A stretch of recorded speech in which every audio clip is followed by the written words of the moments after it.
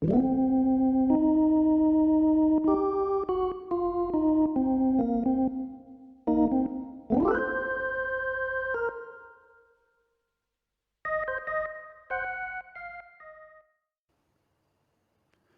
and welcome to Rob from the Internet Talks About Beer, a show where we discuss different styles of beer, beer history, beer flavor profiles. We give shout outs to breweries we think make exceptional beer, and we talk about whatever else happens to pop up during the course of our conversation.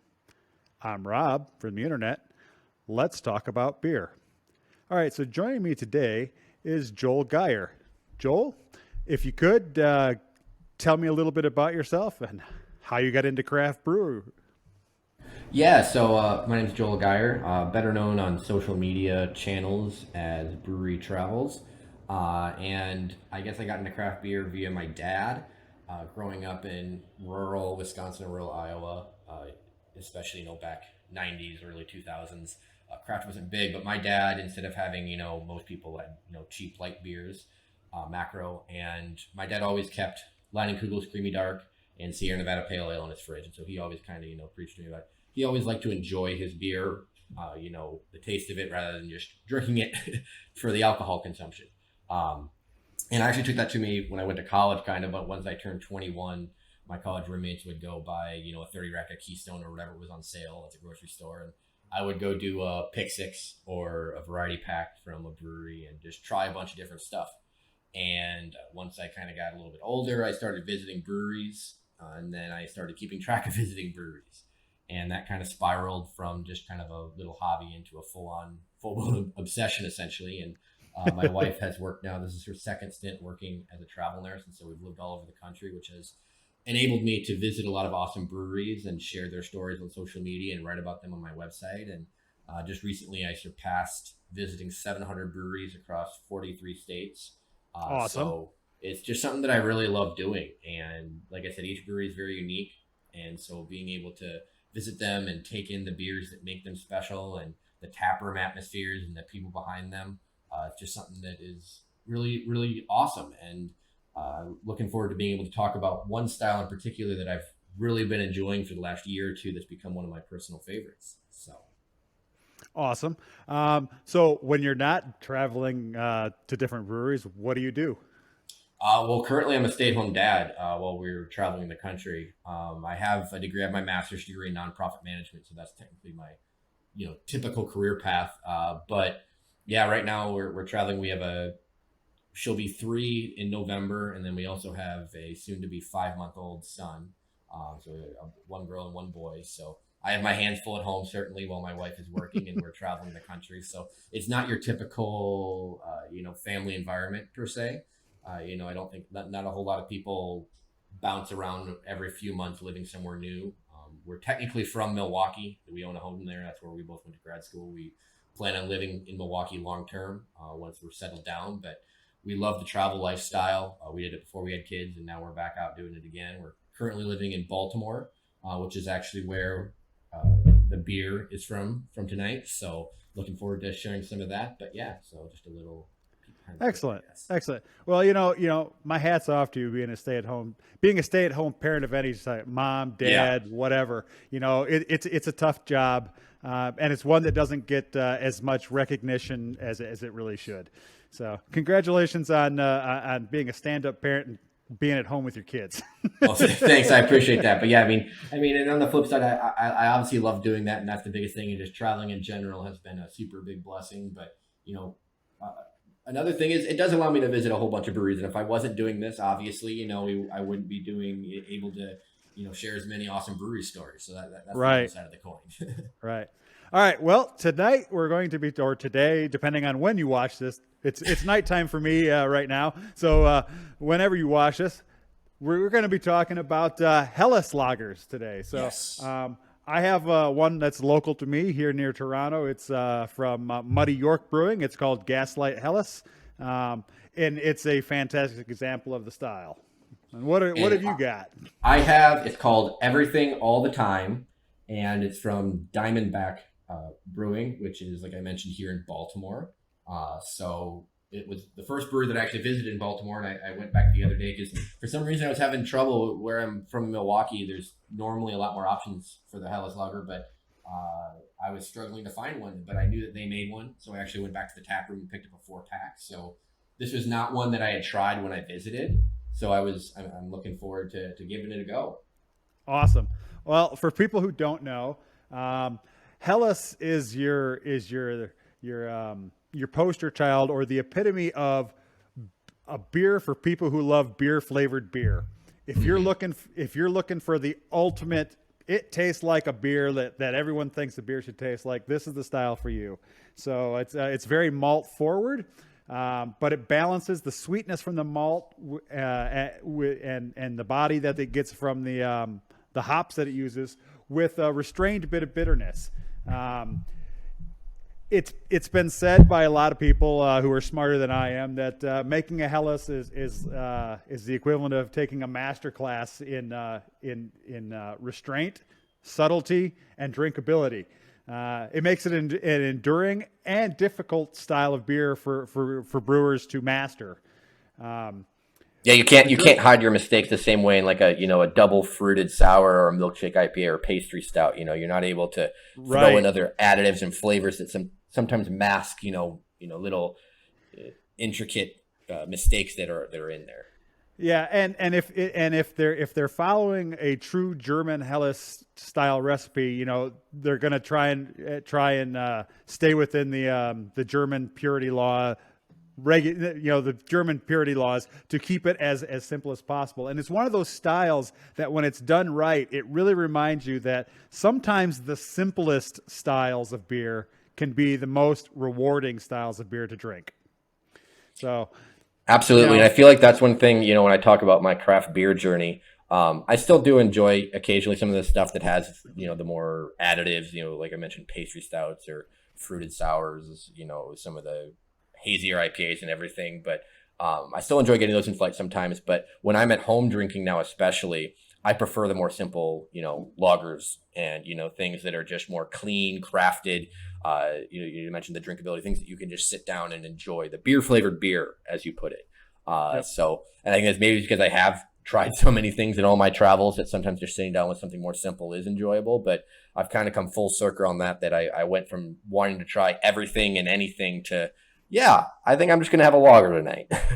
Yep. So if you're not really into the craft beer scene, or you're new to the craft beer scene, mm-hmm. or you're feeling a little anxious about dipping your toes in and trying something different because maybe you normally just drink your Miller, your Coors, your whatever.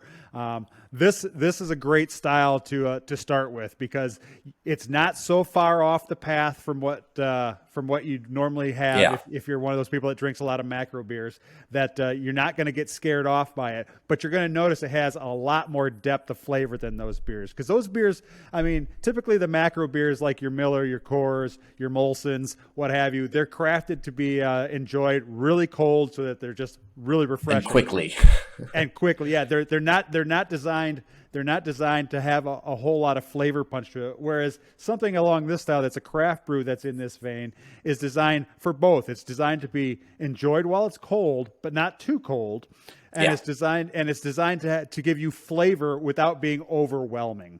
So the word Hellis is German. It means pale. These beers are often a light golden color, just like your standard macro beers. It's generally a bit rounder, and by that I mean it has kind of a fuller body than you'd expect from a beer that's made like this. So because of the hops that they use and because of the malt profile that they have, it tends to have a little bit more body than the typical macro beers would. So it's not going to be as thin as those are. It has a bit of sweetness to it, but it's not overly sweet. Like I said before, it's got a little bit of bitterness in it, not a whole lot of bitterness, because they tend to use hops that don't provide a ton of bittering. It'll have a little more of a balance. Like, you're not getting too much of either thing. You're not getting a super bready maltiness. You're not getting a over the top, to compare, like a West Coast IPA, like a super bitterness, like you're trying to find a gentler harmony between the two. Right, right, and when it's done right, this style epitomizes that. It's Absolutely. so well balanced.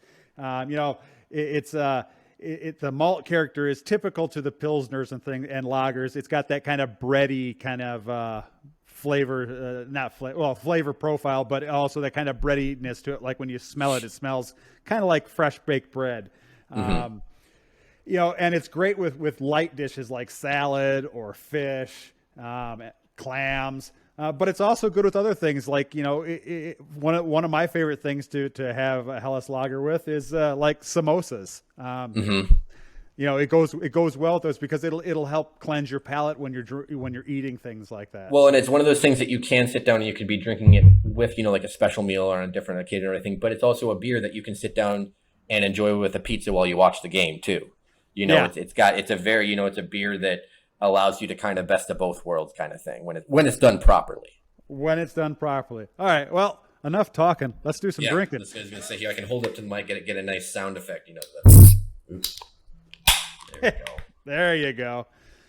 So I normally have more of, for the video. When we're back home, I normally have a lot of different fun glassware for specific styles of beer. But when you're cramming your entire life into a minivan and you have 2 children that have to have beds and toys and everything, glassware does not make the cut. So I just have the pint glass that I was able to find in our current rental. So well, I do have the proper glassware for it. Beautiful. So this is I've got several of these. What are they? Spiegelau or however you pronounce that. Super thin, really nice glasses that I tend to break way too often. So putting it up to my nose, I don't get a whole lot of a slight floral scent and a little bit of, like I said, that kind of bready scent, but not a whole lot. I'm getting the breadiness is definitely present there. But I'm getting a little, there's floralness, almost a spicy floralness to it. Yeah. Like there's definitely some hop present there, but not, like you said, it's not overpowering. Like it's not going to knock you out and you're not, sticking your nose into a hop bomb or anything. Right. So the appearance of this beer should be like a very light, pale yellow to a golden hue. See your hand through it. Yeah, you should be able to see through it. It should be clear to brilliantly clear, according to the style guide. This one seems this is just a tiny bit hazy, but that's okay. It's all right by me. In terms of the way it looks, in terms of carbonation, visually there should be some bubbles coming up, but it shouldn't be like super carbonated. It's more of a medium look to the carbonation. A very lighter lacing. I'm getting on mine. There shouldn't be any aroma of alcohol when you're smelling it, and you shouldn't really have a whole lot of fruity smells to it. You might get some floral from the hops, and you might get like I said, some of that breadiness from the yeast. But you shouldn't have that fruity smells, the esters that you get from a lot of beers. All right.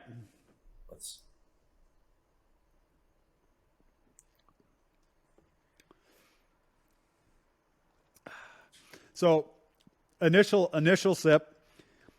This beer is a great example of the style. So it's clean. It's got a decent mouthfeel to it. Doesn't feel like you're just drinking water. It's got a little bit of body to it. It doesn't hang around for a long time, and that's one of the things about this style. The finish should be short on this. It should be a short to almost a medium length finish. So you should drink it. You should have a little bit of an aftertaste, and then it should disappear, which is what this one does. Yeah, I've got a nice light to medium kind of biscuity flavor profile. I will say it leans a little bit more. I mentioned the kind of florally characteristics. There's a little bit more of that, I would say, in this particular example than some others I've had recently. Not that that's bad or anything. It's still overall a lighter body balance to it. It's not leaning too heavily in either direction. It's a good quality example of what the Hellas should be. So yeah. All right, yeah. So this one, true to style, has very, very little bitterness. And Yeah, I was just reading the side of my can here says they do use it's brewed with a blend of German base malts and hopped solely with a traditional German varietal, tinge of malt sweetness, classic character, and they use a house lager yeast in it. So so before it's cold conditions, so gotcha. pretty much what you would expect. Yeah, and as I said, this is a beer flavored beer. So if you're looking to watch a sporting event of some sort, baseball, football, what have you, if you're going to a cookout, this would be a good one to bring with you. I mean, it's nice and light and typical to the style. It should be somewhere between 4.8 and 5.7% alcohol. This one's So 5.0 on the dot. so you're not going to get hammered if you have a couple of these. I mean, Yeah. they're not super. They're right middle of the road. Yeah, this one comes in at 5.4, I believe. 5.4. This one's got 18 is the IBU rating on this, so that's International Bittering Units, which means it's not bitter. The lower the number, the less bitter a beer is. So this one is not very bitter at all. Yeah, I just poured a little bit more in there. It's a very, very thinner, like kind of a fizzier head on it. It's not a super. You don't get like the super thick head. As I drink more of it, I initially thought it leaned more on the floral, but as I drink it a little bit more, the maltier biscuity is a little bit coming through more now. So and that's the way it really should be. So your initial sip. You're not going to get the full flavor complement until you've had a couple drinks and your mouth has become used to what you're drinking, and then you'll start picking out those other flavors. Like with this one, I can really taste the toasted malts that they used for it, and this one's got a very bready flavor to it, which is great because that's kind of my thing. I love the malt forward, the kind of bready, yeasty kind of beers. And this one has like very little hop aroma, just very lightly floral. I mean, okay, it might be more than lightly floral. I'm typically bad at picking out the smells if they're super light or if they're medium light. But to me, it smells very light, very lightly scented. It's nice. And I could drink this all day long. Oh, absolutely. And I think that's one reason why it's become one of my favorite styles is that I just feel like no matter what is going on, I feel like I can drink it. And I don't know, it just no matter what was going on during the day, no matter what time of day it is, I feel if I crack open one of these bad boys, I'm good to go. And I really love the flavor profile overall. Like I said, this is a quality example. I wouldn't necessarily rate it as my all-time favorite of the style, but it's definitely one that I would drink again. And I'm glad that I have the full 4-pack and everything. So definitely enjoying it. And there's definitely some of the, like I said, it's got a little more floralish to it than floral characteristics to it than what I would normally experience. I feel like, but it has started to pick up more on the kind of the biscuity kind of tones. So I am definitely enjoying it. It's a good quality beer. For those who want to know, the style of glass that you should drink this out of if you want the best flavor out of it would be this style, this kind of fluted glass. Though it's perfectly acceptable to drink it out of a standard shaker pint or a nonic pint, which is all I've got here, and which is all I got. Like I said, I wasn't going to be trying to pack up my glassware and transport it around the country. So especially with the kid stuff, it just wasn't going to happen this time around. Hey, I fully understand. Another perfectly acceptable glass to use it in is a teku. Because those are great because they've got that wide bottom on them that allows the beer to kind of spread out and breathe, but then it comes in and flutes out at the top. So when you're bringing it up to your face, you get all the aromas out of that you can possibly get. Pretty much any craft beer you can drink out of a teku, and you're going to have a great experience with it. I've yet to find something that you really can't. Yeah, that was one of my wife likes to get me for like birthdays, Christmas, anniversaries. She likes to get me fun and unique glassware from like the custom hand blown glasses. So I have some of the more interesting shaped ones, but she just got me the most recent one was a stemless teku glass. So nice. I'm looking for it. Like I said, I can't use it when I get home, but I'm also I drink at home a lot less while we're traveling because oftentimes I'm saving my beer and alcohol consumptions for visiting breweries on premise. Yep. So this is one of the rare chances where I actually went and bought beer to drink at home. Um, so yeah. All right. Proper serving temperature for a Hellas lager is 7 to 10 degrees Celsius, which is 45 to 50 degrees in Fahrenheit for those of you who aren't metric. Um, I'm in Canada, so we tend to use metric, although it's the not so secret that they actually still do use quite a bit of imperial measurement up here for things. You'll go to people's houses and their thermostats will be in Fahrenheit and their ovens are. I guess it depends how Fahrenheit. many how many like people from that moved there from the U.S. Yeah. Well, no, I mean just in general because up until the 80s, Canada used imperial measurements. So Yeah, that's true. there's still a bunch of people who, for them, Holdovers. that's what they grew up on. And because, most people in Canada live within a couple hours of the border, they deal with the United States a whole lot. So a lot of stuff comes from the United States. So, it's just as easy to know both systems up here. And people use them interchangeably. Like you'll go to the grocery store, it'll say hamburgers on sale for $1.39 a pound, but when you look at the actual tag on it, it's priced per kilogram. Oh, got it. Keeps you on your toes. Keeps you on your toes. It does. It really does. It's been it's been an adventure since I moved here. Examples, good examples of this style that come to mind when I'm thinking about a Hellas. Obviously, the one I'm drinking from Muddy York, Gaslight. Old Standard, Hacker Shore.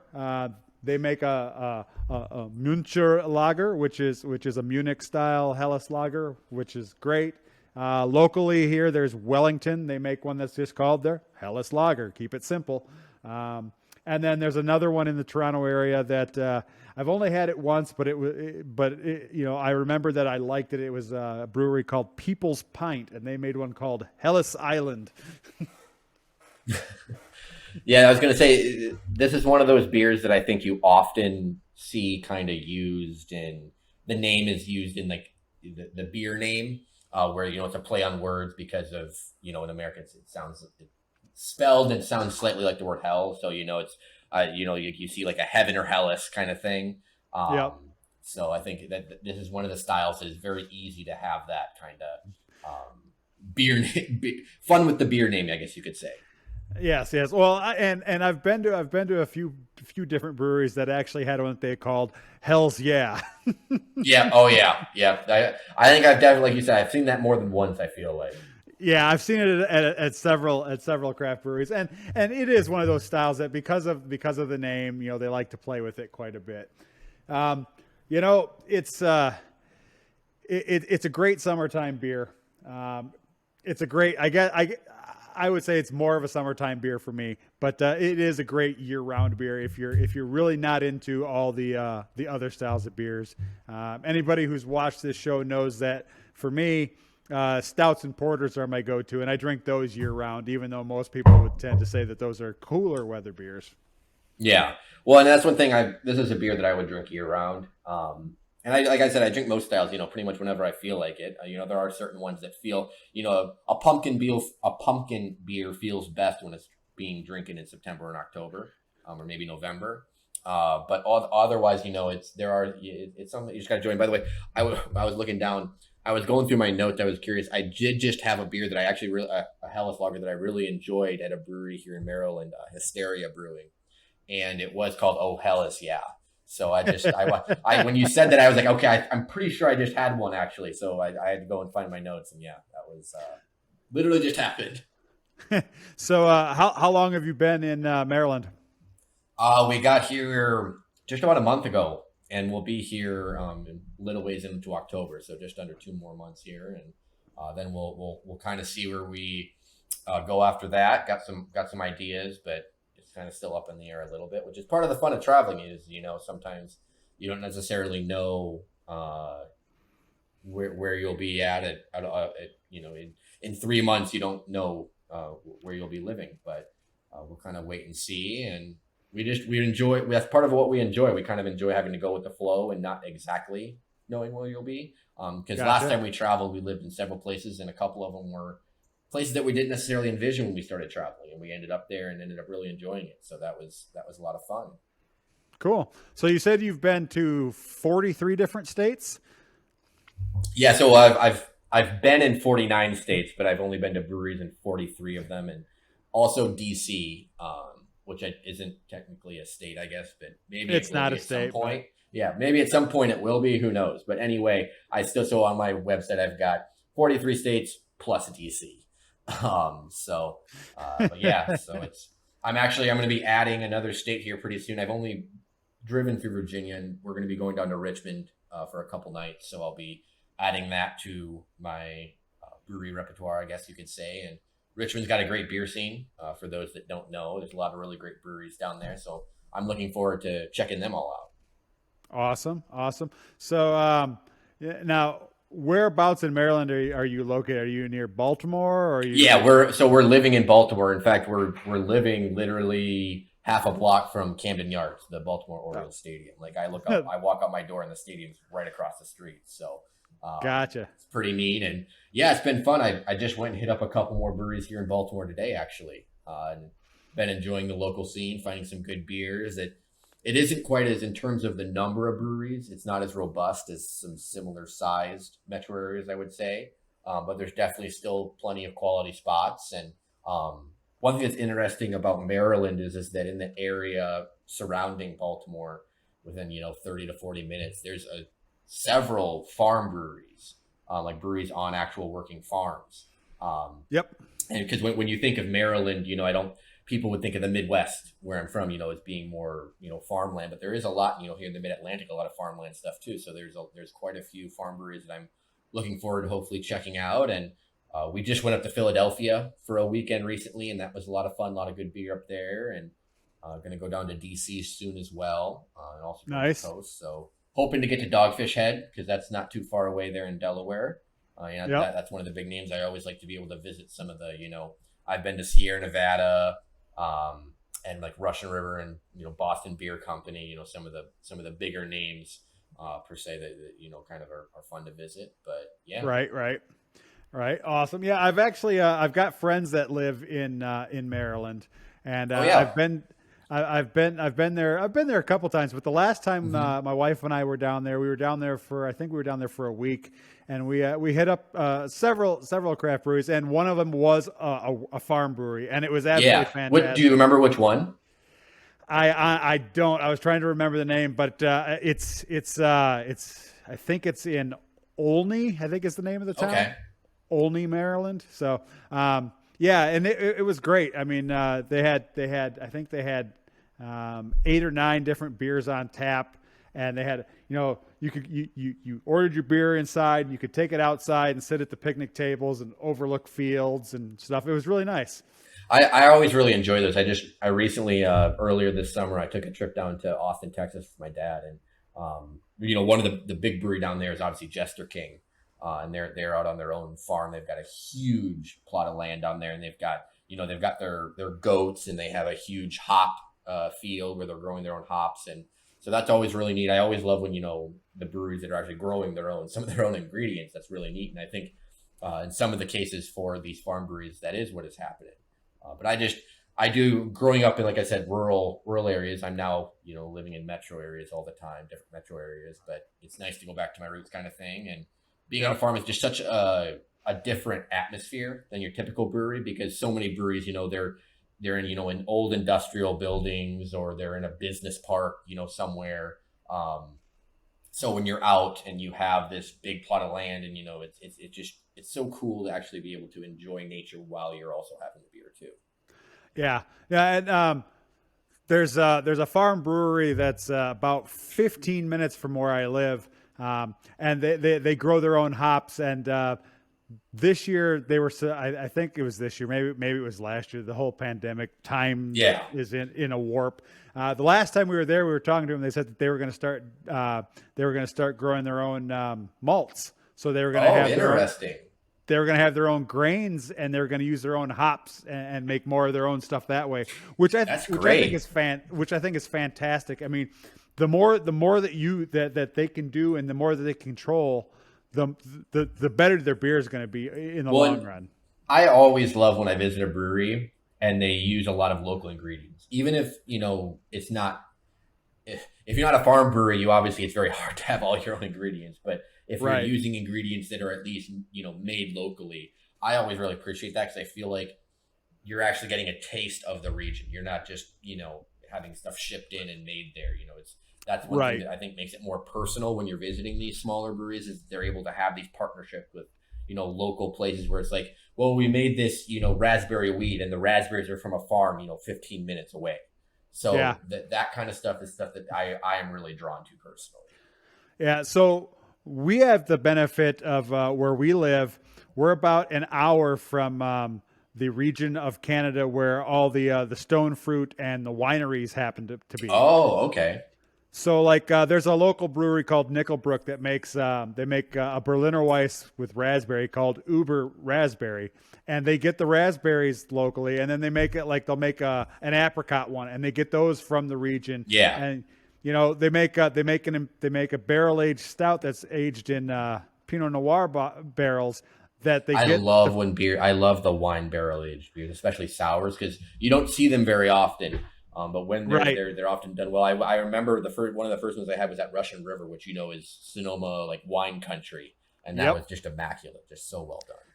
Yeah, and the thing is that they try and source as much as they can from the region. I remember they were doing a peach beer a couple of years back, and there was a big storm that came through and damaged a bunch of the fruit, so it couldn't be sold in stores. So they bought it from the farmers. They got it at a better price because it was, visually it was marred, but it was still perfectly fine. So they just made a shit ton of this the peach flavored beer, but it was fantastic. You walked into the brewery and it smelled like peaches because they had literally had them all over in the canning area in the crates, just sitting there while they were going through and cutting them up and everything. It was great. That's awesome. Yeah, those are the kind of stories that it's so cool to be able to hear because, I feel like breweries as businesses as a whole oftentimes are very good about, okay, we have in terms of reusing things, repurposing things, whether it's in the tap room, whether it's ingredients, sometimes you'll see spent grains will be shipped off to local farmers kind of thing. I feel like they're able to make these partnerships and within the community, and that's one reason why I love visiting these locals. You are supporting. It's a small business, and a lot of times they're very invested in helping the community. And that is something that I think is unique when you're looking at these small breweries versus some of these bigger conglomerates. Oh yeah, most definitely. I mean, craft brewers, not only are they all about helping each other, they're also about helping other small businesses in the area. It's amazing that the number of times you'll say, oh, we're doing a collaboration or we're doing a special this weekend, and this local restaurant is going to be in-house making food. You see that all the time. Sometimes I've been to several breweries recently where local food places actually have kitchens it's a sub shop inside of the brewery. They have a sandwich shop that's actually part of the brewery. And food trucks, you see food trucks all the time, in these partnering with these breweries. And I just was at one of the breweries I was at today, partnered with a local company that was doing they had a comic book where you could go in and buy or, get comic books and everything. It was super interesting. So that is definitely a good point. Well, today, the comic book thing is relevant to today's date, which this is being recorded on August 14th. Today is Free Comic Book Day. That's probably why they were doing it. They were doing it. So I didn't stop. Yeah. I was more interested in the beer personally, so I just kind of breezed by it and everything. But I did see it was going on. Oh yeah, no. I mean, and if you're not a comic nerd, then you wouldn't know that today's Free Comic Book Day. Yeah, but that makes sense then. That is perfect, perfect example. Yeah, it's a great tie-in. It is. All right. Well, we have come to the end of another episode. So, Believe it or not, we just rambled on for about 30 minutes about beer. you and I wasted many people's time if they watch this. Well, I don't know about that. They can maybe learn a little something or other and little tidbits here and there. And it's never a waste to talk about beer, especially when you're able to drink it also too. It is. My whole intent with this series of videos is to try and help anybody who might have trepidations about trying craft beer or stepping outside of their comfort zone. So, we talk about different styles. I try and keep it light. I try and keep it humorous and entertaining as well. But the main thing is to basically tell people about different styles of beer and to try and get them over their fear of trying something new.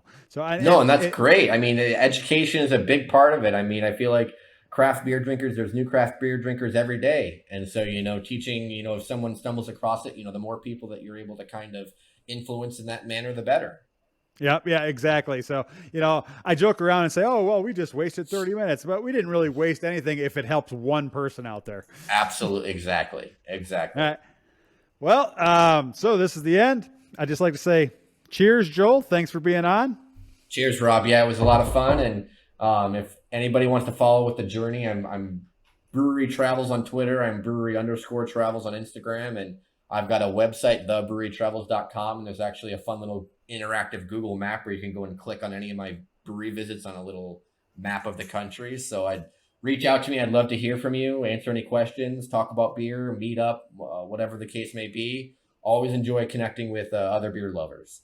Awesome. All right. Well, to anybody who's watched this, if you enjoyed it, please click like if you want, subscribe. If you want to be notified when new episodes come out, click the little bell. If you have questions, comments, concerns, you have questions for me, you have questions for Joel, put them in the comments below and I'll be sure to forward them on.